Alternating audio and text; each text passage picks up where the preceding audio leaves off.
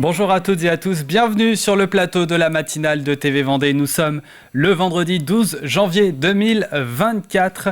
Nous sommes ensemble pendant une demi-heure encore et voici les titres, ce qui nous attend dans votre journal. Il y a du nouveau dans la collecte de déchets du pays de Saint-Gilles-Croix-de-Vie. Coûts, fréquences et biodéchets, Frédéric Fouquet, vice-président à la communauté de communes, répondra à toutes nos questions. Ça y est, l'association providentielle a ses locaux à La Roche-sur-Yon, un lieu pour que les femmes puissent se rencontrer, objectif rompre l'isolement.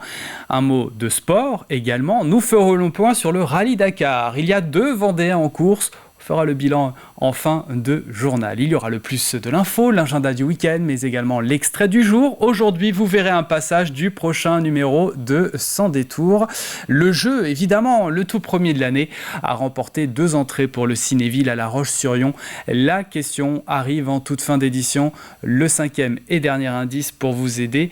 Également, attention, c'est la dernière chance pour les avoir, ces places. Allez, on commence tout ça.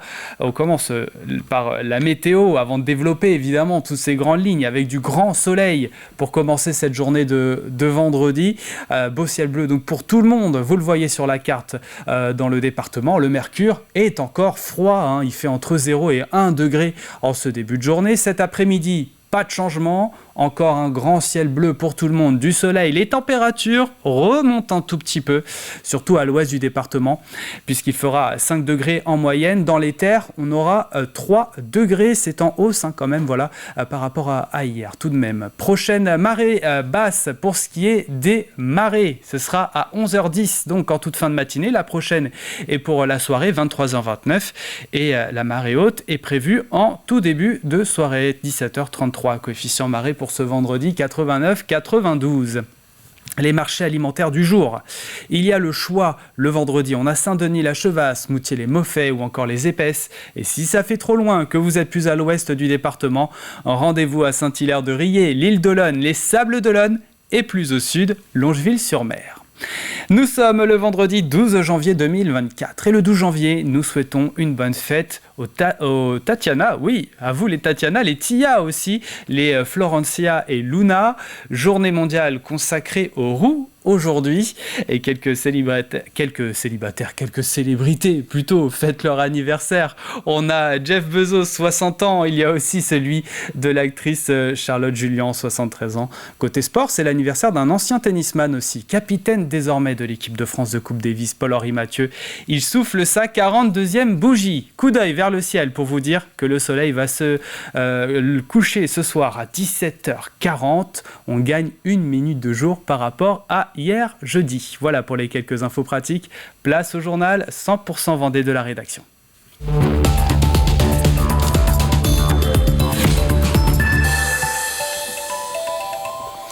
Mais d'abord, ce foyer d'influenza aviaire, le 3e en Vendée, confirmé dans un élevage de dindes sur la commune de Beaurepaire. Pour éviter tout risque de diffusion du virus, le préfet de la Vendée a pris un arrêté définissant les zones réglementées de protection et de surveillance. Elles sont mises en place dans un rayon de 3 à 10 km autour de l'établissement contaminé. Les élevages de volailles y feront l'objet d'une surveillance renforcée. À compter du 1er mars, la levée des ordures ménagères s'effectuera une fois tous les 15 jours. C'est l'une des évolutions annoncées ce jeudi par le pays de Saint-Gilles-Croix-de-Vie. Moins de collecte, une hausse de la redevance incitative ainsi que la mise à disposition de composteurs individuels et collectifs. Voilà ce que l'on peut dire en la matière. Je vous propose de faire le point avec Julie Morini. Alors, je suis en compagnie du vice-président de la collecte des déchets sur le pays de Saint-Gilles et il y a plusieurs choses qui changent en 2024. Alors, est-ce que vous pouvez nous expliquer ces fameux changements ? Oui, bonjour. Donc, le premier changement, ça va être une modification de la fréquence de collecte des ordures ménagères au pays de Saint-Gilles. Nous allons, à partir du 1er mars 2024, passer sur un ramassage toutes les 2 semaines. Malgré cette réduction de fréquence, on a une obligation aujourd'hui, c'est de prendre en compte l'évolution des coûts. Alors les coûts sont en augmentation pour plusieurs raisons. Le coût des carburants, les charges de fonctionnement, mais aussi le coût de traitement des déchets qui se fait au niveau du syndicat départemental Trivalis et qui lui aussi est en augmentation. Donc on va dire que grâce au bon comportement des habitants du pays de Saint-Gilles, cette augmentation va être contenue, mais malgré tout, on ne peut pas faire autrement que de le faire. Donc c'est une augmentation qui va représenter à peu près combien ? On est de l'ordre de 10% par foyer sur l'année. Et alors, à partir du 1er janvier 2024, il y a une obligation pour toutes les collectivités de mettre en place des solutions pour les habitants afin de traiter au mieux les biodéchets. Sur le pays de Saint-Gilles, comment ça se traduit ? Alors, on a mis en place, par rapport à cette obligation, trois actions. La première, ça va être de renforcer la communication sur le compostage individuel qui existe déjà. On a plus de 4500 composteurs individuels qui sont déjà répartis sur le territoire, mais pour autant, on relance la communication pour inciter les gens vraiment à le mettre en place dans leur propriété, s'ils le peuvent, s'ils ont le jardin pour le faire. Deuxième outil, on va mettre en place des composteurs partagés ou collectifs. Là, ce sont des composteurs que l'on met dans les quartiers qui fonctionnent avec le principe du bénévolat et de l'investissement des riverains pour le faire fonctionner. Donc là, chaque commune va pouvoir positionner ça sur son territoire. Et puis, on aura le troisième outil qui pourra venir compléter, c'est de proposer des points d'apport volontaires spécifiques pour le biodéchet avec une ouverture avec la carte que les habitants ont pour faire fonctionner ce point de collecte. Eh bien, merci pour toutes ces informations. Et si vous souhaitez avoir plus d'informations au sujet du composteur individuel ou collectif, vous pouvez contacter le pays de Saint-Gilles. Un encouragement à l'engagement. Une convention de disponibilité a été signée entre Vendée Grand Littoral, Talmont-Saint-Hilaire et les pompiers de Vendée mercredi. Elle précise bien les conditions et modalités pratiques de la disponibilité accordée par l'employeur à l'agent pendant son temps de travail au SDIS de Vendée. Des autorisations d'absence peuvent être accordées pendant le temps de travail afin d'assurer les différentes missions et actions de formation. Au total, ce sont 7 agents qui ont signé la convention.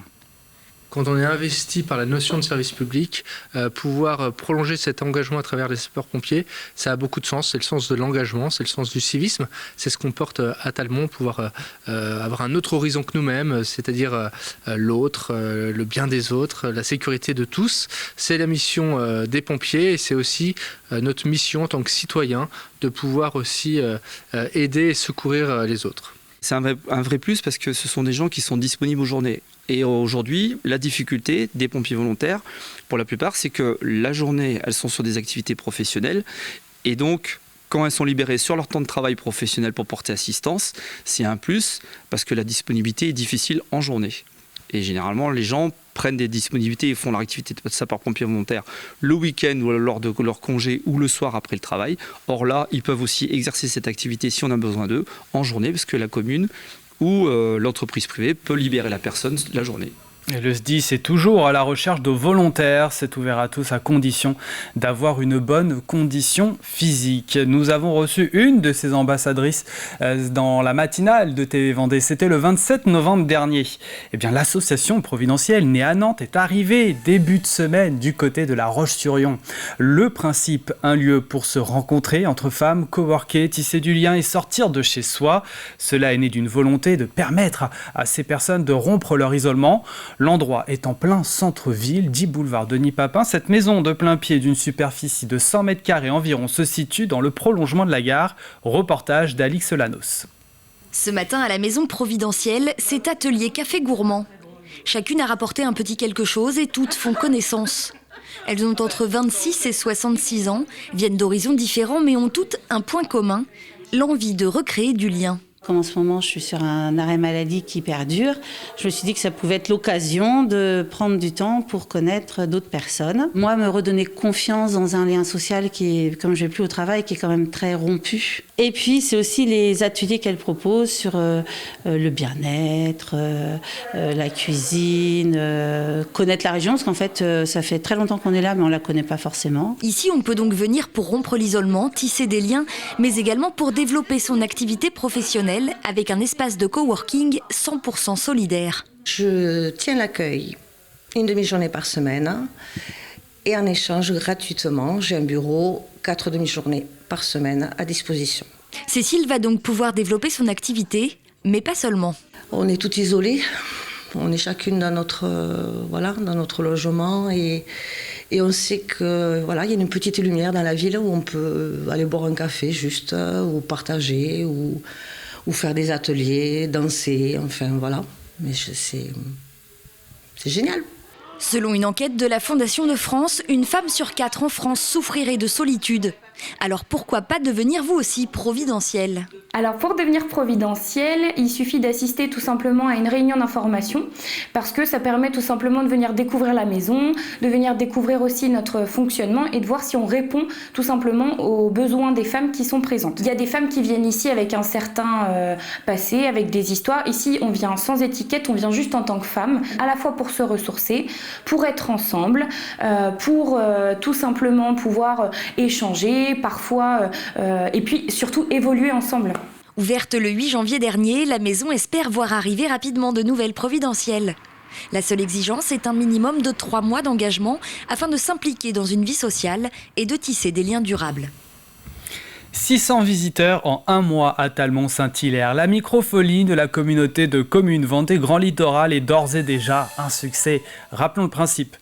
Il s'agit d'un musée numérique et itinérant qui permet de mettre les grandes œuvres nationales à la portée de tous. Du 10 au 20 janvier, la microfolie pose ses valises au Champ Saint-Père, à l'EHPAD Beau Séjour. Un choix qui permet le brassage intergénérationnel puisque l'exposition reste ouverte à tous.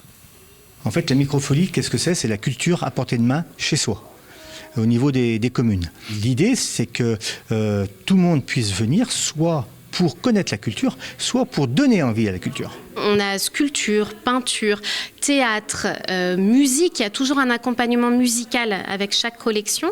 Et puis, on a la chance d'avoir quelques œuvres complète, numérisée, en lien avec l'Opéra national de Paris, ce qui nous permet de faire des soirées comme à l'opéra. Et donc la prochaine, c'est ici à Champ Saint-Père, le 19 janvier, le vendredi soir à 20h30. Et ce sera un spectacle de ballet contemporain qui s'appelle Play. Et puis nous terminons ce journal avec un mot de sport. Et nous allons pour cela à plus de 38 800 km de là, le Dakar, avec des Vendéens engagés actuellement. Ils sont au nombre de 2. La compétition dure jusqu'à vendredi prochain. 163 Français participent à l'événement. Mais d'abord, quel rapport avec le département ? Eh bien voici quelques explications avec Colline Davy. 2 équipes à suivre côté vendéen de retour sur le circuit. D'abord le Sablais Ronan Chabot, absent en 2023, il est de retour pour une 21e participation, toujours avec son copilote Gilles Pilot dans leur Toyota. Cela fait plus de 20 ans que le duo sillonne les dunes, une longévité inégalée sur le rallye Dakar. Côté compétition, s'ils sont parvenus à atteindre 2 fois le top 10, c'était en 2015 et 2019, ils visent cette année un top 15. Et puis en catégorie mâle moto, ce qui veut dire sans assistance, le Chalandais Thierry Bétis reprend le guidon après 7 ans d'absence. 8 fois champion de France de motocross et de supercross. Cette fois-ci, le pilote veut juste aller au bout, sans blessure et sans casse, avec sa 450 Honda. Un prologue, puis 12 étapes. Voici le programme pour cette 46e édition du Rallye Dakar, l'une des plus impressionnantes selon les organisateurs. On voit où nous en sommes. Cette année, 778 pilotes et copilotes s'affrontent sur les routes d'Arabie Saoudite. Ils traversent le pays d'abord d'est en ouest, puis en sens inverse. Ce vendredi, c'est une étape d'une nouvelle forme pour les pilotes, le 2e jour d'une course de 48 heures. Les concurrents se sont arrêtés à 16 heures hier au bivouac le plus proche et sans savoir où étaient les autres concurrents. Ils ont repris la route il y a quelques minutes à 7 heures. Après ce marathon, demain, place à la journée de repos à Riyad. Nous serons alors à la moitié de ce mythique rallye. Et donc ce vendredi, nous voilà donc à mi-parcours. Nous sommes maintenant à 2 jours de l'étape phare. Que font nos Vendéens pour le moment ? Colline Davy fait le bilan provisoire pour nous. Le duo Chabot-Pilot était 76e au départ de la 6e étape ce jeudi matin. Malgré des débuts compliqués, l'équipe a fait 2 bonnes étapes pour remonter au classement général. Quelques déceptions le jour suivant avec des erreurs en fin de course et une pénalité de 30 minutes. Mais avec leur 23e place lors de la 5e étape, l'équipage partait avec une position idéale avant le défi des 48 heures. Thierry Bétis, quant à lui, loge autour des 100e places depuis le début de la course. Malgré quelques problèmes de frein signalés après la 4e étape, aujourd'hui tout va bien. Il est reparti après 2 heures de mécanique le soir même, plus sereinement avec des pneus neufs. Il est actuellement 112e au général. Mais attention, ce classement est provisoire et tout pourrait bien changer ce soir à l'arrivée du défi de 48 heures. Et voilà pour l'essentiel de l'actualité en Vendée. On passe aux prévisions météo détaillées du jour. Du beau temps, voilà ce qui nous attend.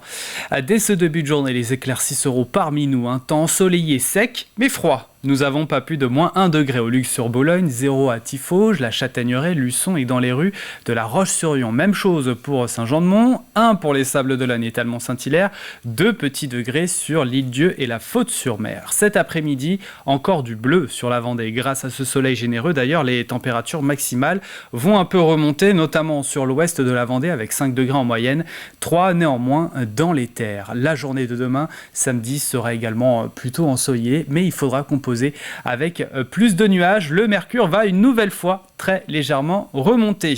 Nous entrons dans la deuxième partie de cette matinale. À suivre dans quelques instants l'agenda du week-end. Il y a aussi l'extrait du jour et puis le jeu des places pour le Cinéville à remporter. Mais avant tout ça, place au plus de l'info.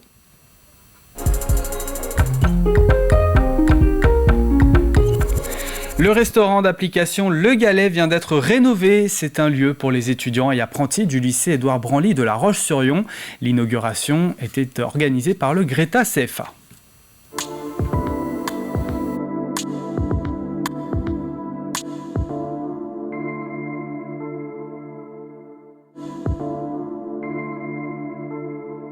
Alors le restaurant pédagogique, c'est un restaurant qui consiste en fait, c'est comme un restaurant normal, mais où ce sont des apprentis, alors, côté Greta, hein, des élèves côté lycée, qui accueillent donc des clients et qui font un service normal, où on a la possibilité de leur faire des techniques d'ouverture de bouteilles de vin. Donc ça commence déjà au niveau de l'accueil du client.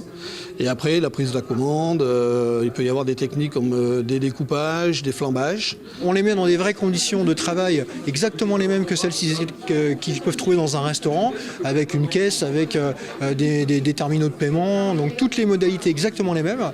Et puis les clients ils trouvent leur bonheur aussi parce que ce sont uniquement des produits faits maison, donc des produits de qualité, travaillés, avec des prix bien sûr évidemment qui sont très intéressants.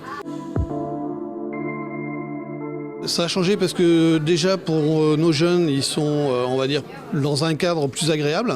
Bon, et nous aussi, hein, je ne vous cache pas qu'en tant que formateur, on a un cadre tout neuf, tout est vraiment fait pour qu'on puisse travailler dans de bonnes conditions. Notamment le bar qui a été complètement refait, où là, avec le système de changement de couleur au niveau des LED, ça nous permet d'avoir une ambiance un peu spéciale. On peut faire des repas à thème avec justement des couleurs spécifiques. Donc par rapport aux jeunes, c'est vrai qu'ils sont dans un cadre plus confortable. C'est plus agréable pour eux. Et puis aussi pour nos clients qui... on va dire, apprécie d'avoir un cadre beaucoup plus moderne, beaucoup plus aéré, beaucoup plus lumineux, sans avoir le soleil qui les aveugle. Donc on a fait plusieurs travaux pour faire en sorte que nos clients soient dans de meilleures conditions.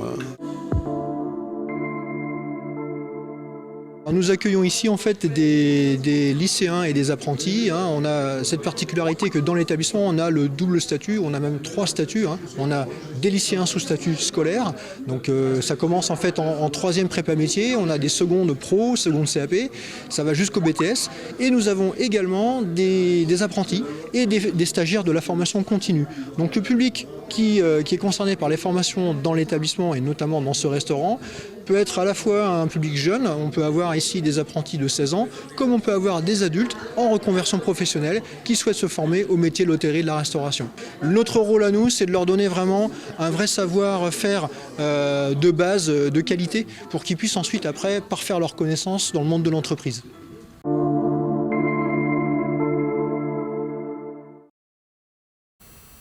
Et voilà pour le plus de l'info à retrouver sur TV Vendée ce vendredi, mais aussi sur notre site internet. Avant de passer à l'extrait du jour, je vous propose d'ouvrir votre agenda.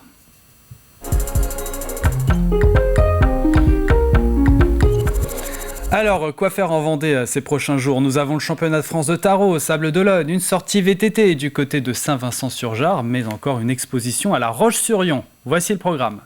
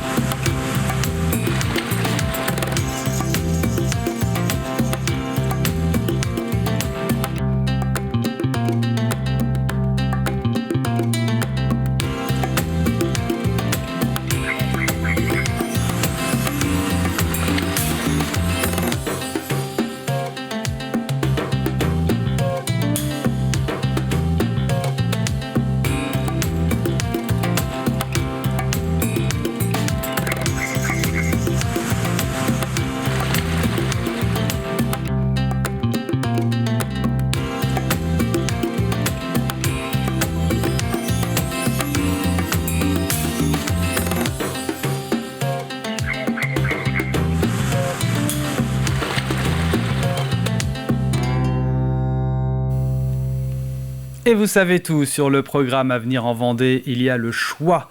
Allez, avant de passer au jeu et retrouver son 5e indice, voici maintenant pour vous l'extrait du jour.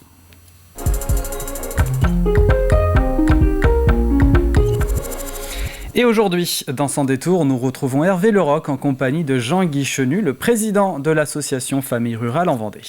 T'es originaire d'où, toi? De La Roche-sur-Yon. Je suis un gars de la ville. Un petit gars de la ville. Et tes parents, ils faisaient quoi, dis-moi? Alors, mes parents... Ça, je ne sais même pas. Alors, moi, je suis le dernier d'une grande famille. Ah oui, je connais tes sœurs. Puisque, voilà, j'ai 5 sœurs avant moi. Ouais. Je suis, comme elle le dit souvent, le petit chouchou, le petit dernier. Petit mais costaud. Voilà, petit mais costaud. Et mes parents étaient dans le monde agricole. Ils sont originaires de Pouzauges, donc je suis resté un peu dans le monde rural quand même. Et mon père, pourquoi je suis à La Roche, c'est que mon père a fini sa carrière à la Chambre d'agriculture de la Vendée, où il s'occupait du service reprographie. D'accord. Et maman, comme il y avait 6 enfants à charge, elle s'occupait de la famille. S'occuper des enfants. Alors raconte-moi ton parcours maintenant, parce que nous on a fait de la radio, je l'ai dit en introduction ensemble, mais il y a eu plein de choses finalement, le service de la commune du Poiret, ça c'était après la radio, il y a eu la radio, avant il y a eu quoi?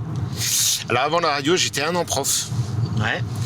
Par hasard. C'est-à-dire que j'avais fait des études, pour rien le cacher, je n'étais pas un grand féru des écoles. C'était pas mon dada, l'école. Une fois mes études terminées, j'ai été 2 mois au chômage. Et puis mon ancien prof m'appelle en me disant « Jean-Guy, j'ai du boulot pour toi ». On était au mois d'octobre-novembre. Je dis « Parfait ». Il me dit « C'est au Mans ». Oui, c'est bien. Et je dis « C'est pour faire quoi? Dans quelle entreprise? Dans quelle boîte ?» Ouais. C'est pour être prof.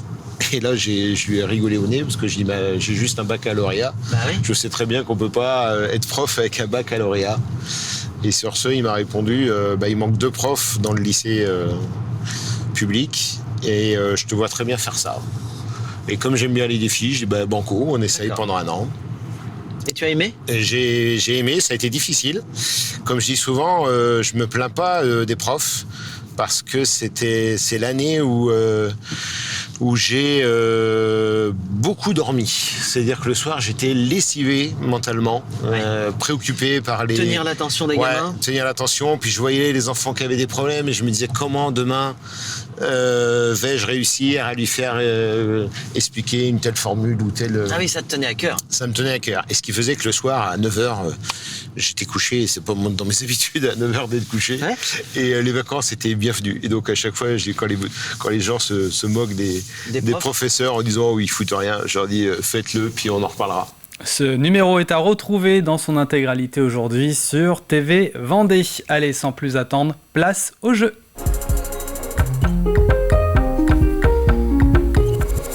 Avec 2 places pour le Cinéville du côté de La Roche-sur-Yon à remporter, 2 gagnants remporteront 2 places donc chacun. Tirage au sort tout à l'heure, en milieu de journée à peu près.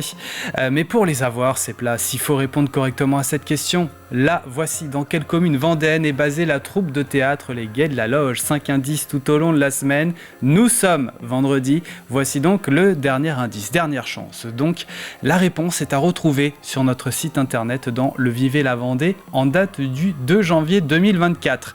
Pour jouer, c'est sur notre site internet tvvendée.fr. Bonne chance à toutes et à tous. L'info revient à 12h30, ce sera avec Diane Delangle. Passez une excellente journée sur TV Vendée.